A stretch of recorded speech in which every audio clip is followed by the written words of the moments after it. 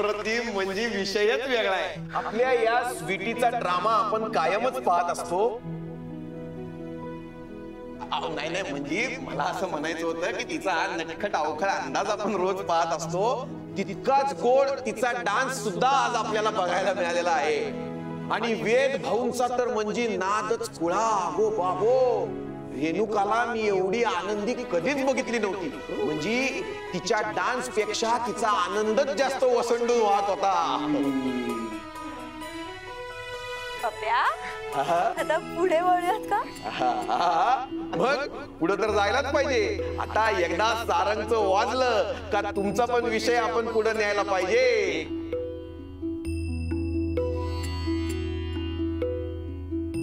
चला नेक्स्ट. हा वय, तर मी आता यांना अशी विनंती करतो की त्यांनी असं नसतं व्हावं.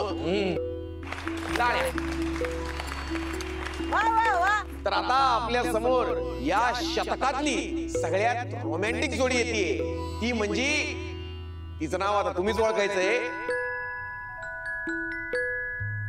त्यांचा ते आपलं अनोखं हे बघून आपल्या डोळ्यांचं ते हे फिटत. भाऊ मामा आणि माधवी मामी. भाऊ काका आणि माधवी काकी, जोरदार टाळ्यांनी त्याचं स्वागत व्हायला पाहिजे. टाळ्या टाळ्या टाळ्या.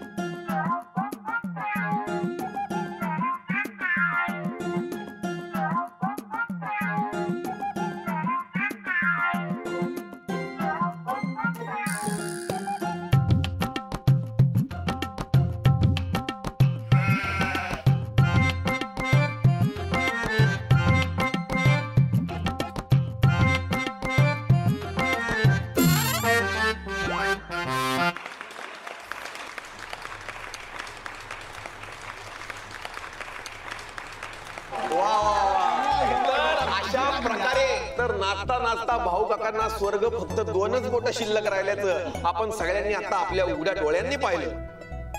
तुम्हाला वाटलं असेल भाऊ काका नाचताना विसरले, पण तसं नाही. तो डान्सचाच एक पार्ट होता. हे मात्र बरोबर आहे.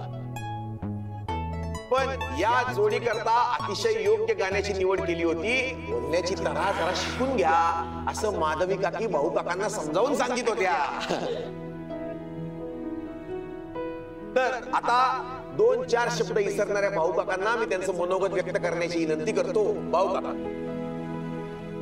पण आता मात्र मला सगळं स्पष्ट आठवतंय. एकही शब्द न विसरता तुम्हाला सांगतो, खरं तर माझी खूप लहानपणापासूनची इच्छा होती माधवी सोबत डान्स करायची.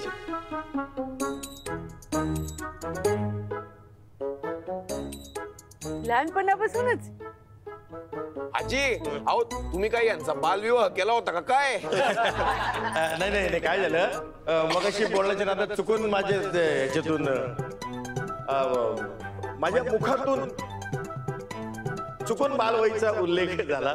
खरं तर ज्या दिवशी माझं लग्न झालं त्या दिवसापासून माझी इच्छा होती की एकदा माधवी सोबत डान्स करावा. आज ती पूर्ण झालीये. गायत्रीने मस्त डान्स बसवला होता. आजपर्यंत बायकोच्या तालावर नाचत होतो, आज मुलीनं नाचवलंय. तर अशा त्यांच्या या दमदार पंचनिशी मी त्यांना असं नसतं होण्याची विनंती करतो. जोरदार टाळ्या.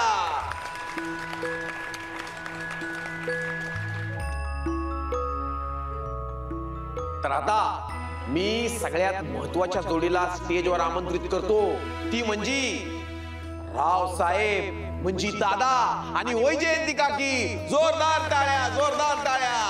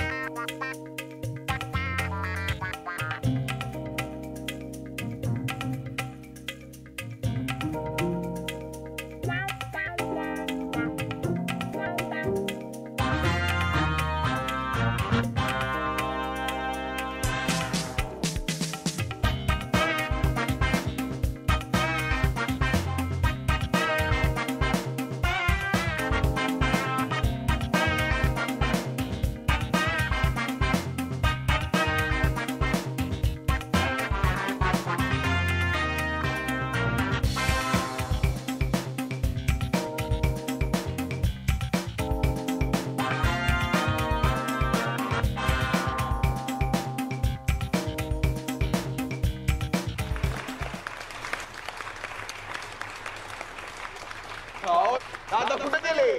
खऱ्या रावदादांच्या भीतीने खोटे रावदादा पळून गेले.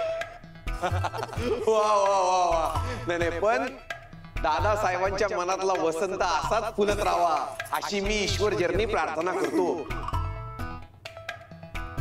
खरोखर एकच नंबर डान्स झालेला आहे. खरे राव दादा जर नाचले असते तर असेच नाचले असते. आले आले आले आले एक टाळ्या, राव दादांकरता टाळ्या. या या या या. वा वा अंबिका आत्या.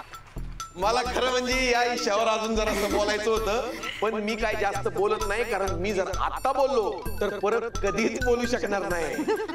म्हणून मी आता मोठ्या आईंना म्हणतो की तुम्ही त्यांच्या भावना व्यक्त कराव्या. हा हा वहिनी वहिनी कर. म्हणजे आता खरंच काय बोलायचं कळत नाही मला. म्हणजे खरं तर मला खूप आनंद झाला. याच्या आधी कसं असं केलेलं नाही ना मी.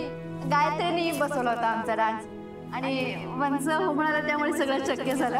हे नाही येऊ शकले, म्हणजे त्यांना खरं तर यायचं होतं मुलांसाठी, पण जरा तब्येत बरी नाहीये ना म्हणून नाही आलेले. सारे कुठं कसं वाटतं? वा आई